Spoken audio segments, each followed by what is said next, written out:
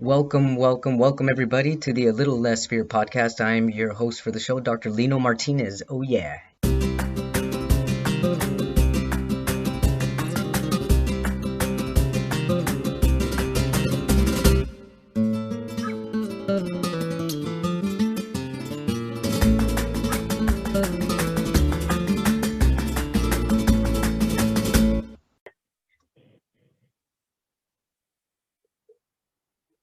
Welcome back, everybody, to the Coming Out series on the Little Less Fear podcast. I'm your host, Dr. Lino Martinez.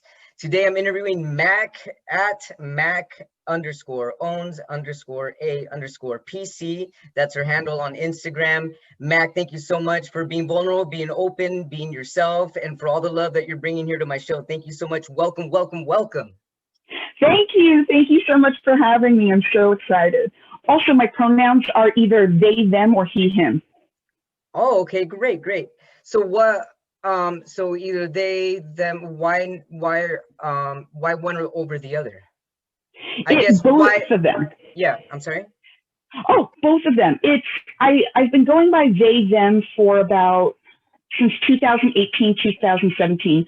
I'm slowly going into transitioning to he, him, but it's still dipping my toes in the water in the kiddie pool side because I present such a femme body, so it's still like getting used to it. Like I've been doing that maybe a year now, maybe a little over a year, because I think it was it was in quarantine I started trying it out. So it's been a year, and like just with certain groups, and I was like, oh, this feels nice. This feels kind of cool. But I'm still very non-binary, so they, them also works. So for the people that this is maybe perhaps their first time listening in, what does non-binary mean? So non-binary means I don't identify as as one of the two options in the binary system. So even though I'm trans and I don't identify with the gender I was assigned with at birth, so not female, non-binary says that doesn't mean I automatically default to male. You know, I have feminine and masculine traits. I gravitate to both for different reasons, and I'm just the chaotic pansexual that is here to confuse everyone. So is non-binary kind of also like gender fluid? Very similar. Some people who identify as gender fluid also identify as binary. So gender fluid would mean that on any day at any time, I could be more one way, more the other, be anywhere, somewhere flowing on the spectrum. For me personally, the way I looked at it is because I tried for so long to figure out exactly where on the spectrum, which isn't a line, it's more of a wibbly wobbly gloop, where exactly I was. Yeah. And I eventually just threw that out and just went, fuck the binary system. I am whatever I'm going to be. Whatever. Oh yeah. We're gonna flow with what my body and my brain and my heart says, and we'll see where that goes. And you also mentioned pansexual. What does that mean? What does pansexual mean? So pansexual and panromantic. I'm here for the pans. It means the things that attract me to people aren't based in gender. I'm sort of attracted to all genders, all presentations, all combinations of gender presentation, gonad sexual secondary characteristics. So like penises, vaginas, unambiguous genitalia, any combination of that with a person, it doesn't make any difference to me, which was of all my queer experience, that was the most heartbreaking to me, because Disney and teen heartthrob movies, coming of age movies, told me that one day I would have this big white light moment where I would be like, yes, men are so sexy, or gosh, women are wonderful. And I kept waiting for my Disney moment, and it never came. I was just like, oh, they're hot. Oh, they're hot. Yeah. Oh, they're hot. there's no rhyme or reason to it. It's the person themselves, their energy, they're passionate about. So that's Passion that gets me. So when I hear pansexual and I hear other people talk about it, that's most likely what they mean by it as well. Like the way I'm understanding pansexual, it's kind of like you just like human beings, right? Yeah, it's just the human being Maybe itself. they should change it to being sexual. Right. Ooh, I like that. It reminds me of a sci-fi TV show, Being Human, being sexual. Yeah. And then I would stop getting the jokes of like, I didn't come out of the closet. I came out of the kitchen with the other pans. I say that. I'm here for the dad jokes so much, though. So it's like I would have to give up my jokes. No, never give up dad jokes. Never. Right.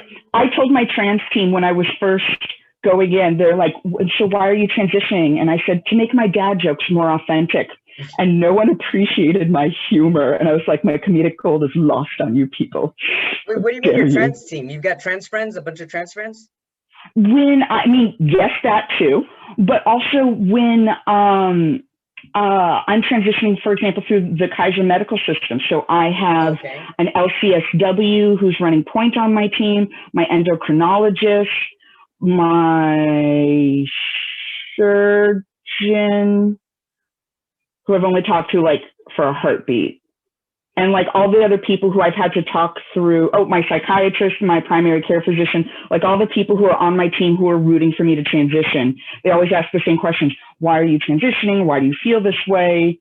Yada, yada, yada. And these were the jokes I told them. And they were like, okay, but seriously. And I'm like, wasn't that good enough for you? It is to me. So then tell our audience when you first came out as transgender. The first time I came out 3 times as transgender. Wow.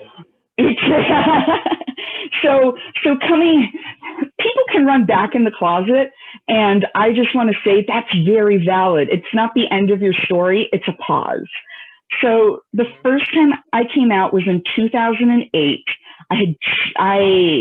Thinking back, I had like just turned 21, and I came out to my sister and my then best friend, and they both had interesting reactions, which I love. Who did I come out to? I think I came out to my best friend first.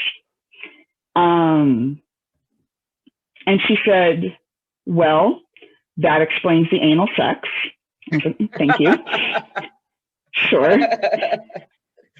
And I came out to my sister, and she said, well, that explains the musical theater. I was like, not wrong. Right. And that was very welcoming and affirming. However, my whole circle of friends and family at that time, well, not family, I have queer members in my family, but immediate family who's in my city and in my vicinity, everyone was cis, heteronormative. No one was really queer. So I was, the token queer person in my group, which I was fine with, but also it didn't give me the support system I needed. I didn't have someone who I could just say, man, I'm feeling this way, and they would get it. Mm-hmm. And so and it wasn't some lack of trying on their. What does this way mean? How are you feeling?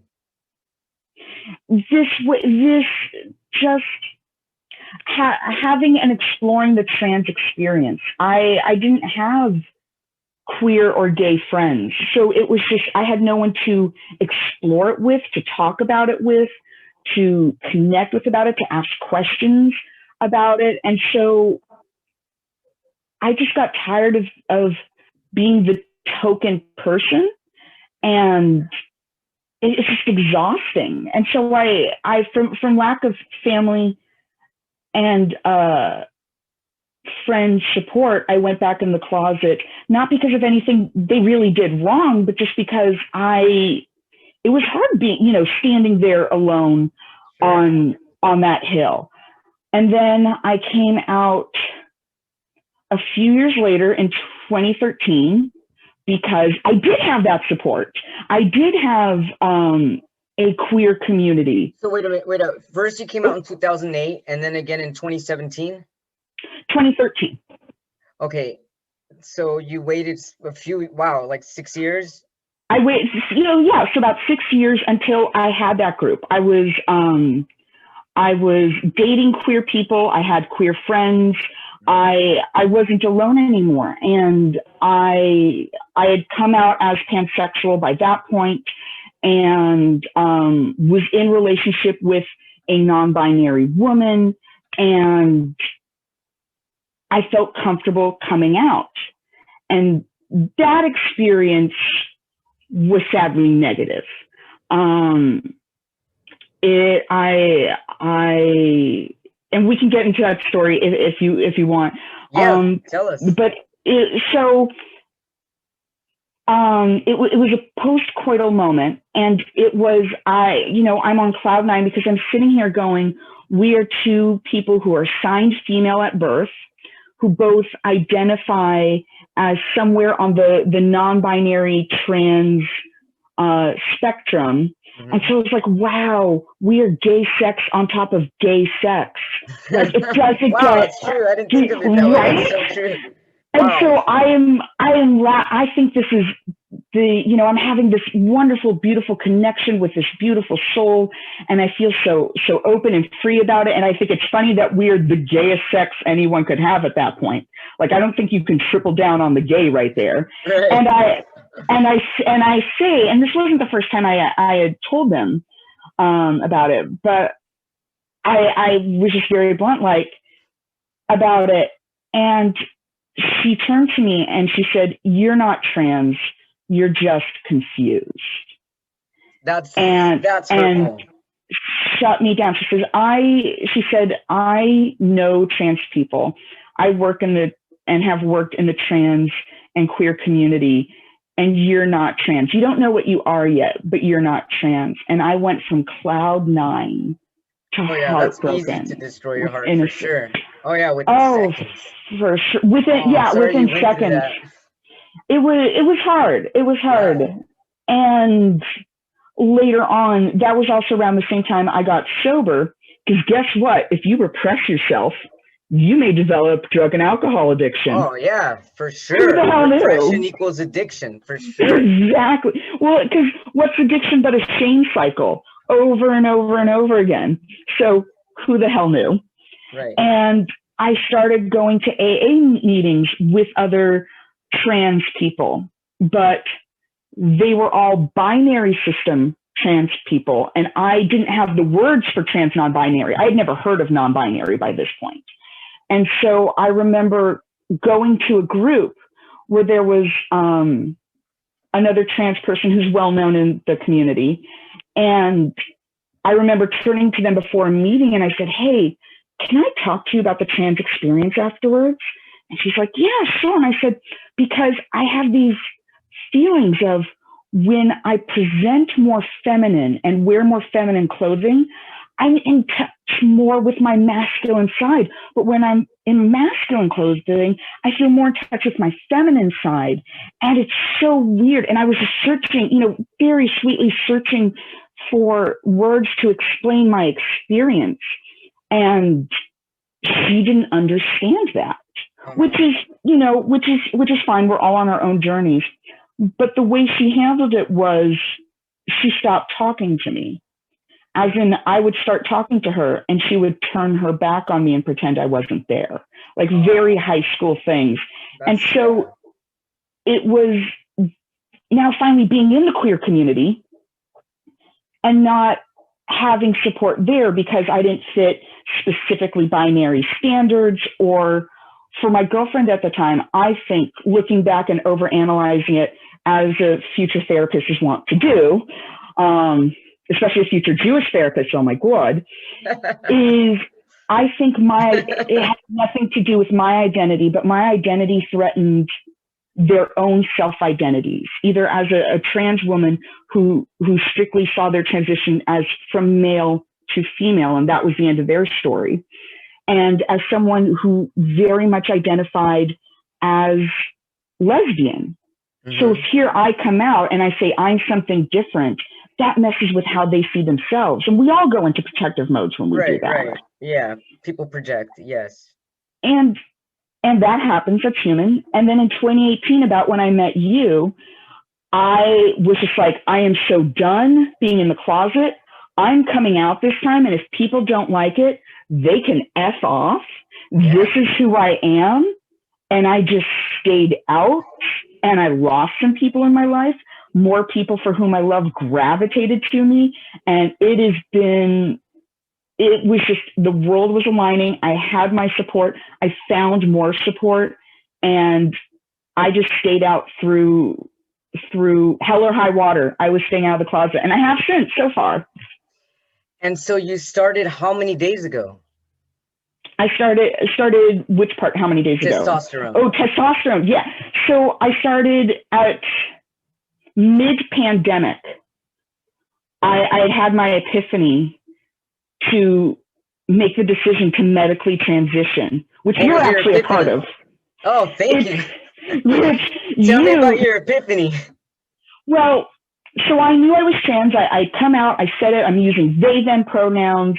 I wasn't going to hide who I was, but I still dress very femme, because at the end of the day, I want to dress to look hot, and I look damn good in a dress. I look damn fine. You do. And thank you. And we were at a birthday dinner for our friend Jade, and I swear to God, you had a hat set on. this up. I remember. Oh yeah, my hat's somewhere around here. That's like my signature hat. I love me a good pork pie hat. And she just went, MAK. And I'm like, yes, Jade. She's like, here are my friends Lino and Mixie. And I'm like, oh, hi guys, what's up? They're trans. You should talk. And I was just like, part of me was like, oh, you called me out here, but also I like what you did. Okay. And I'm staring at the wonderfulness and the beautifulness that was you and Mixie, two people who had been medically transitioned for years at that point. Yes. And it wasn't so much that, it wasn't that you two were two passing individuals, but you were two people who were obviously not at the beginning of your journey. But the thing that caught me was, oh, I'm getting teary-eyed just talking about it. It's okay. You were so comfortable in your bodies. Yeah. And you were so at ease. Yeah. And I spent, thank God that restaurant was sort of dingy, and you guys, hopefully if you saw, you didn't comment. I was either tearing up the whole time, or I had actual tears streaming down my face. Wow. Because I was like, I could have this. I could be this comfortable. What's stopping me? And at that point, I didn't have an answer yet, but I had the question finally. And I was just like, that was when I noticed I'm afraid of transitioning. And before I had other reasons, I have other mental health, I have ADD and clinical depression. So yes, I have other mental health difficulties. But I have other physical health difficulties that could have made transitioning difficult. And it's something with my medical team I talk about. But I used that as an excuse to mask the real fear. What was the real fear? It's what other people would think. Isn't that ridiculous how we base our greatest fears on what other people think, and they're too busy thinking about what people are thinking about them? Exactly. It's so beautiful. We psych ourselves out. Oh yeah. Making sure I drink honey because my throat the last 2 months has been cracking like the bar mitzvah boy realness I've always been jealous of. So I'm trying to stay here and make sure suddenly my voice doesn't go up here. But also I'm getting so verklempt. Yeah, it wasn't until we were quarantined and I was stuck with myself in the house without any outside contact. And I realized, honey, what are you afraid of? Like, what's stopping you? Other people. Well, look, now you've been removed for 6 months from other people. Yeah. So now what? Now what? Now what's holding you back? Really? You're sitting here alone in sweatpants, which is a damn shame once quarantine ends. I love living in sweatpants. They are so comfy. I never want to wear a bra again. Who does? Be honest. No one wants to wear a bra. Unless we're running a marathon, no one wants to wear a bra. Yeah, and I'm sitting here going like, I'm uncomfortable in my own body. And at the end of the day, if you look back on your whole existence, there's only one person you have to be best friends with in your whole life. Everyone else can go screw themselves. Right. And that's yourself. Because no one's going to go through the same exact pains as your own self. No one's going to be there. If you've ever been in an accident alone and you're sitting there going, what the hell do I do? It's you, yourself, and I. It's that little trio right there. Yeah. And so I said, I'm sitting here uncomfortable in this body, trying to impress who? And I finally contacted my psychiatrist and my primary care physician, who both of them were ready for me to transition before I was. When I came out to them, I was trans. They were like, well, do you want me to send you over to the trans team? We have an excellent trans team here at Kaiser. We're ready. And I was like, I'm not ready yet. I was like, I just want to change my pronouns. I'm not there yet. So once I contacted them, and I was just like, it's go time. They were like, okay, we are putting the referrals in now. I'm so proud of you. Yeah. Fantastic. But having two people who are just saying, whatever you want to do, we're going to be here to support you and get you the care you need. It's been amazing. And so I've been on testosterone for a little over 90 days, so 3 months. So what kind of changes have you seen already in 3 months? Way more than I thought I would. Way more. I also at the same time feel like I'm transitioning even faster into my mother, which is weird. So like I have, you know, those little like white hairs everyone gets where you wake up in the morning and you suddenly have a little white hair under your eye and it's 3 inches long. It wasn't there when you went to bed. So I suddenly got those all over my cheeks. And I was like, okay. When my hair started growing above my lip, I was like, oh, my mustache is coming in. And then I was like, honey, you had that before you transitioned. Like, that's not new. I was like, fair.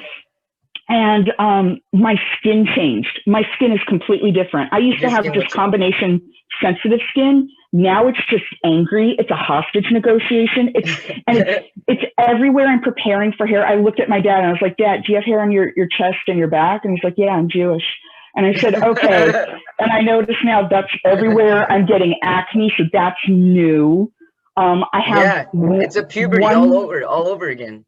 It's puberty I didn't realize I was jealous of when I was a teenager. It wasn't until it started happening and that was my first experience of trans euphoria, of like, I'm excited for these changes, which is funny because when you transition, they warn you, now things are going to change. They're like, you're going to develop acne. Honey, I'm a pimple popper. I'm here for this.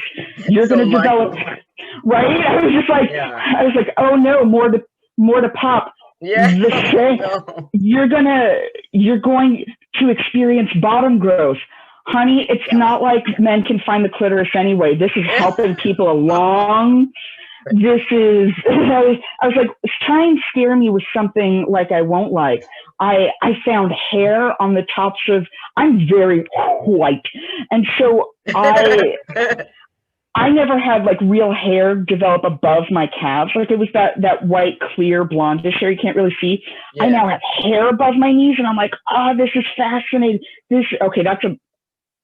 That's a hair from my black lab. Okay, that one's too long. But like, this is me. I have hair on my stomach now, and I was like, look at me. I'm turning into a baby bear. This is cute. Hey, you mentioned your dad.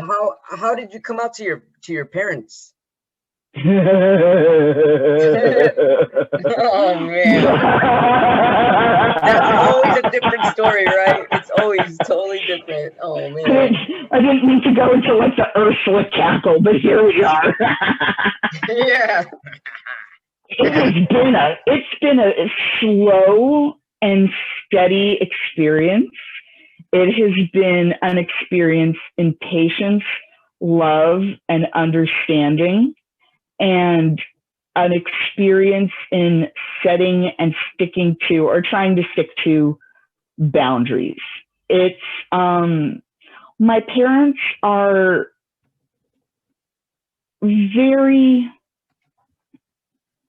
it's twofold. So, as I said, I'm not the first queer person in my family, not even in this generation, you know, and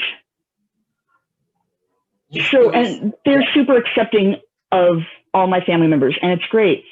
But there's also the point of I'm their own child, like, and I'm their oldest. And I was a miracle baby at the time. And a lot of, I'm guessing, I'm probably projecting, a lot of their story, especially my formative years, is tied up in me being a daughter. So having to disconnect their own identity from their projections and their hopes and their dreams onto me is an experience for them. Mm-hmm. And so my first few years of coming out, they handled it pretty similar to the way when I came out as bisexual before I learned about the word pansexual. Mm-hmm. I came out in high school as bisexual, and they had pretty much the same experience there. My mom was like, that's nice, honey, but this is just a phase. Talk to me again in 6 months. And then spent the next few years going like, oh, you're dating someone new. Are they a boy? Because, boys are great. Boys are this. And she was that way until I brought that wonderful girlfriend home. And she was just like, oh, you know what? Now I don't care who you date as long as they make you happy, as long as they're good for you. And so I was like, okay. So it wasn't until I brought someone home. She was like, oh, now I see it. So those 6 years, it took 6 years of getting there, but we got there. Okay. And my dad did, and this is my first experience actually looking back of like man-to-man connection. We sat down next to each other, not looking at each other, in the dark, staring straight ahead, which I'm noticing is very the male experience. We're not going to look at each other. We're going to stare straight ahead and talk about our feelings. Yeah. And he was like, I want you to know, some people aren't going to like you for being bisexual. And me, I didn't tell him this, but I was like, I'm on OkCupid, and a lot of people seem to be into that. But I was like, I think I'm going to be okay. Yeah, right. I was a unicorn for a few years. So I was like, I'll be fine. Right. And he was just like, I just want you to prepare for yourself for that, because the world may not accept that. And so he was practical, like, just be safe. And I was like, that's fine. So when I came out as trans, sort of the same reaction. My mom was like, well, this is just going to be a phase. And I'm like, Mom, this is a phase that's been going on since I was like 3, 5, 6 years old. Yeah. I think the cis part was the phase. Just right. Putting it out there. I agree. Right? We all go through our cis phase. Totally. And my dad was just sort of like, okay, well, if that's the way you feel, be safe. But they struggle with, for example, they struggle really hard with pronouns. And I think it's because generation too, because my family still struggles. Exactly, right. And a lot of it is, we've had a lot of talks from it, and it's being boomers. They're boomers. It is. But they're not okay boomers. I'm very proud of them. They're progressive enough not to be okay boomers. Yeah, that's great. But they ask I'm glad that they ask a lot of questions. For being out and queer for a number of years now, I'm sort of immune. I've become immune to stupid questions. So I was like, please ask me your questions. Don't be afraid that if they're ignorant or whatnot, they won't hurt me. There's never a stupid question, because if they don't, that means that there's a gap there. Exactly. And so I had so much fun a few weeks ago. I had my mom on one phone and her best friend, my Aunt Nancy, on the other phone. And we were on a 3-person call, because one called the house phone, one called the cell phone. And I put everyone on speakerphone, and they're just asking me questions about like, what does this mean? And I'd say, like, here's the answer to your question. Also, here's how you want to phrase it in the future. What questions were they asking you? Basically questions differentiating between transgender and intersex and romantic and sexual attraction versus transgender, using terms such as transgender versus transsexual versus tranny versus he, she. And I'm like, so here's why we don't use these words anymore. Here's why we use this word now. Intersex is different. However, they're still a very important part of our LGBT plus community. And then they wanted to know, well, what's the plus? And I'm like, thank you for asking. It's the premium subscription. There's so many letters in the alphabet mafia. We're like, here's a plus, add them in. And so I started trying to create, it's so slow because I'm still learning to edit. But a TikTok platform where I ask these questions because I'm not afraid of ignorant questions anymore. Like, they don't faze me. Like, I won't name who, but like a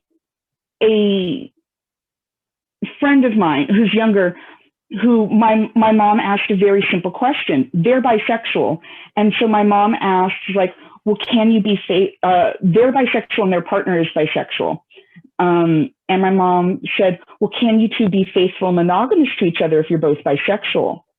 And they were hurt. They blew their lid. They didn't want to talk to my mom for a while. It was really harmful. And I sat my mom down. Why is that a harmful question? Well, because them being the baby queer that they are, these new questions can still hurt a chord. And as someone who they were still newly out as bisexual, remember, it's also those are the same questions that people will ask from a bigoted perspective. Does that make sense? I'm not sure I agree with that. I think it really depends on how you feel, how the conversation is being felt, because I've often asked myself that question, so I've asked myself that question about myself. So exactly. But you see how it's like the spirit coming in, and it's like I could tell, I felt my mom's spirit.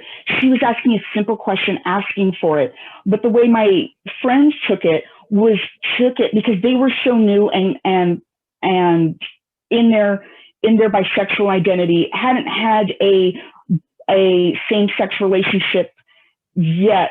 Only heteronormative ones. So, feeling that invalidation, feeling that, getting biphobia from a lot of other places, for them, it hurt. And that's okay. If that's where someone is at in their experience, that's fine. But that's when I say, Mother dear, come to me. I will break this down for you. And I explain the difference.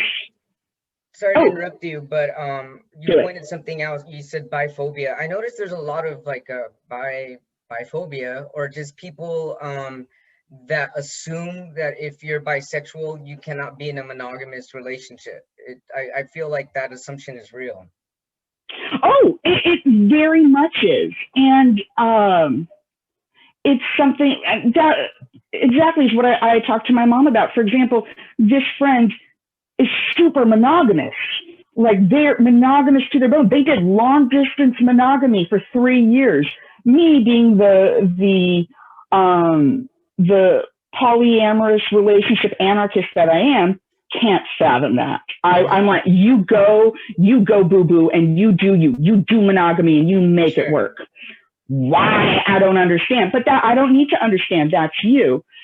And separating the fact that relationship style and relationship sexual orientation are two different things. And also separating out that, like, any relationship is one on communication. So if someone is feeling that way, as you were saying, like, as a bisexual person and as me as a pansexual person, if we were to be in a monogamous relationship with someone, and do we, there's that question of like, well, what if we crave being with another gender? What if we crave experiences that we're missing? And a lot of that comes down to basically the foundational facts of what we look at as a relationship style. So it comes down to, is it, even if it also depends on how happy you are with yourself, because if you feel fulfilled and you have peace within your own heart, and you know that you're this way, it's going to be that way because you trust yourself. Exactly, you trust yourself. Here's a flip side question: say bisexual and pansexual people can't be monogamous because they crave the adventure they are somehow missing? Wouldn't that then mean that straight people are always monogamous and never cheat? Hypothetically, No, it doesn't. yes. I was like, technically, Hypothetically, that's the way you would think it is, but that's not true. but it's not true. So it's, you have to separate in your mind cheating, people who are made for monogamous relationships, people who aren't, people who cheat on for various reasons. I highly recommend That's all all personal. readings. Yeah, exactly. All readings and all podcasts by oh, what is her name? I love her. Esther Perel. Oh, Esther Perel. Esther Perel, I'll have to check her out. Please do. She's She talks absolutely about this. fascinating, and she's one of the leading researchers into why people cheat, and has a book, excellent. Mating in Captivity and whatnot. And the insights and case studies she's done are absolutely fascinating. And it shows that whether someone is gay, straight, pansexual, bisexual, omnisexual, polysexual, whatever People it is. Those cheaters are searching for an external happiness, and that's not going to exist. You know, even if you cheat, it's just going to continue going and going. It's an addiction. It really is.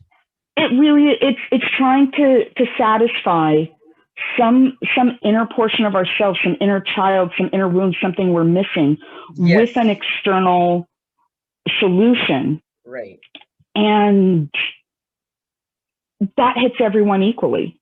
Mm-hmm. That's like saying that would be like saying cancer or addiction only affects cisgender white men. No, we see it across everyone.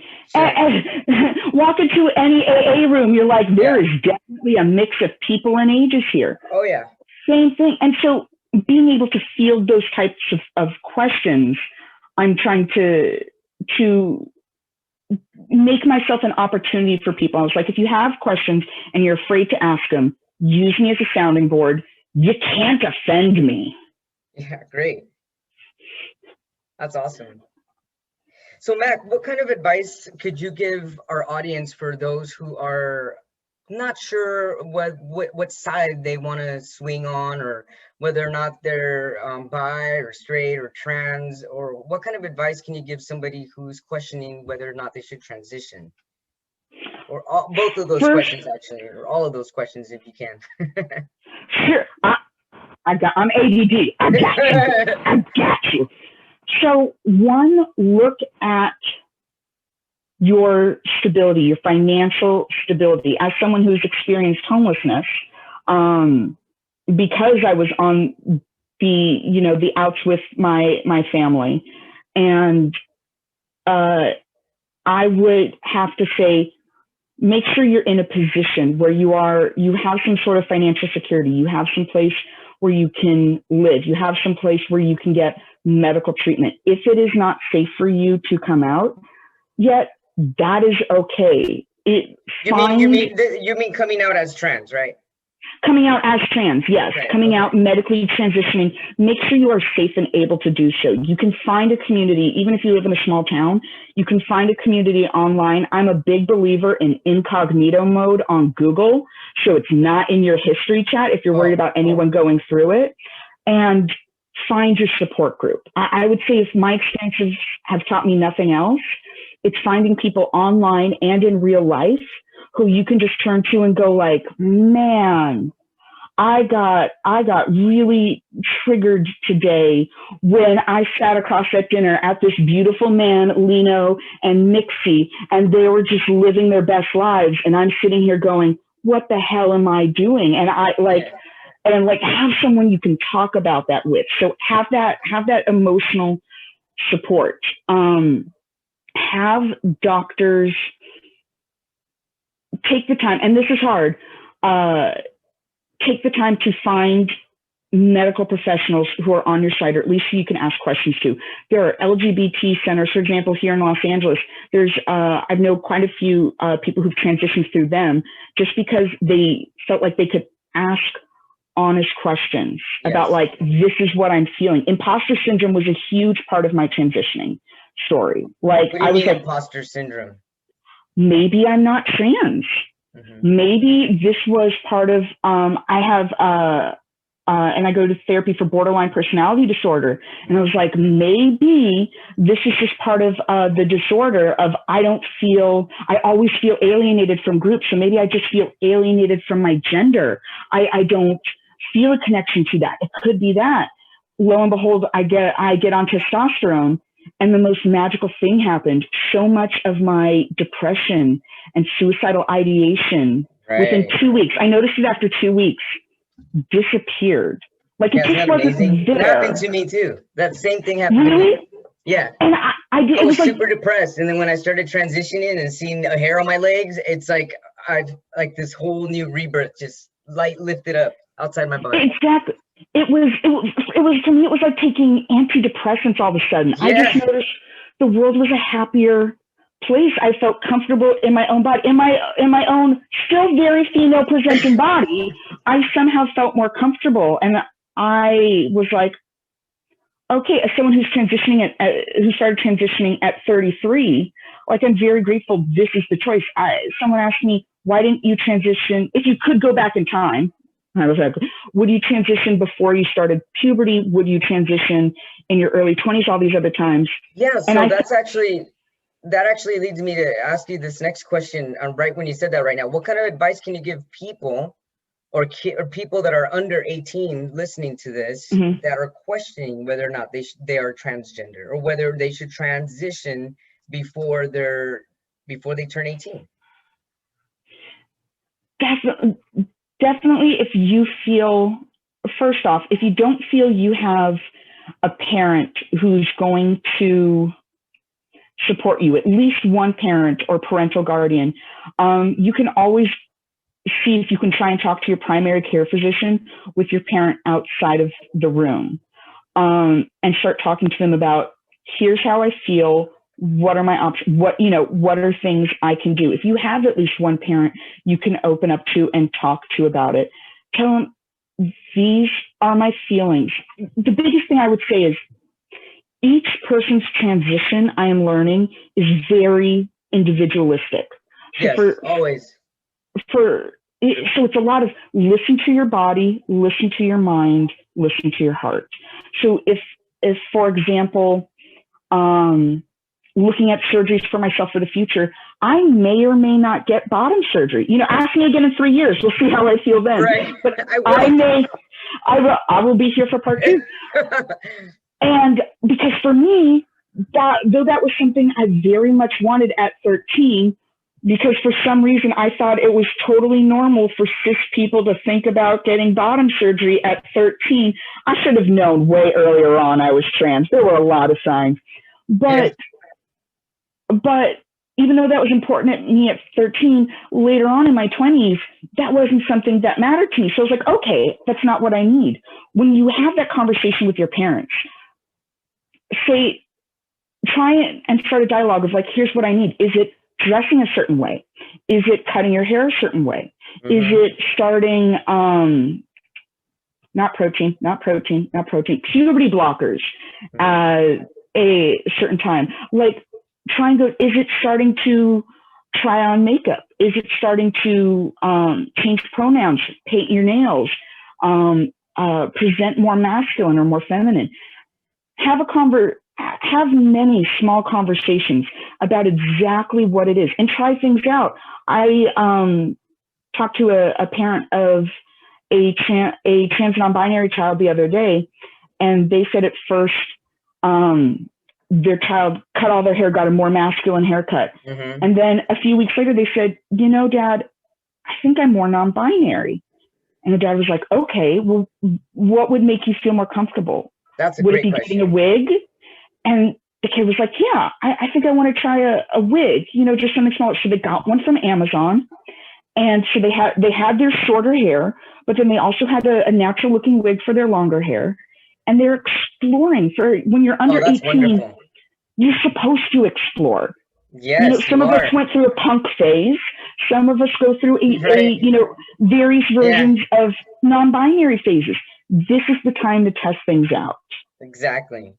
Wow. Well, this has been an amazing interview. Your energy is profound. It's going to make a mark. And I'm just really excited for your journey, and really really happy to see how fast you're already changing. And I know that it feels amazing. I've been there. I'm still going through it myself. And I love Did it. it start this fast for you? I'm sorry. Did it start this Did fast it, for me? I think maybe a little slower, and then I think maybe it was a little slower because I have a genetic disease, and maybe my disease was a little inflamed and wasn't allowing the testosterone to really take an effect. that So happens. yeah, so I think maybe that's why I look younger than what I am now because of that, which is not necessarily a bad thing, but it just it's You look like amazing. baby. You look like baby. This is a good thing. You look like baby. You're fine. Baby. So I mean, you've been super duper brave, and it's really incredible, and it also it actually comforts me meeting someone else that transitioned later in life, because I was 34 and you're 33, and I haven't really met that many people that transitioned later. And just to see your energy and your happiness, it really fulfills my heart. So thank you so much for sharing your love on my show. I'm definitely gonna interview you back soon, because I know your changes are gonna be fast, and if I know that you're always willing to talk, which is really amazing. Thanks so much, Mac. How can people find you? Do you have a YouTube? Do you have a Facebook, a Twitter? I have Instagram and TikTok right now that I'm mostly using. Search up Mac owns a PC. That's Mac with a K, because of copyright issues. No, I'm kidding. I'm always here for the dad pun. But if you look up Mac owns a PC almost anywhere, that's me. And I am going to try and post more consistently. If I get long enough content, I'll try for YouTube as well. Awesome. Thank you so much for being on my show. Love you so much. You take care. Thank you for having me. Take care, hon. Absolutely. Thank you.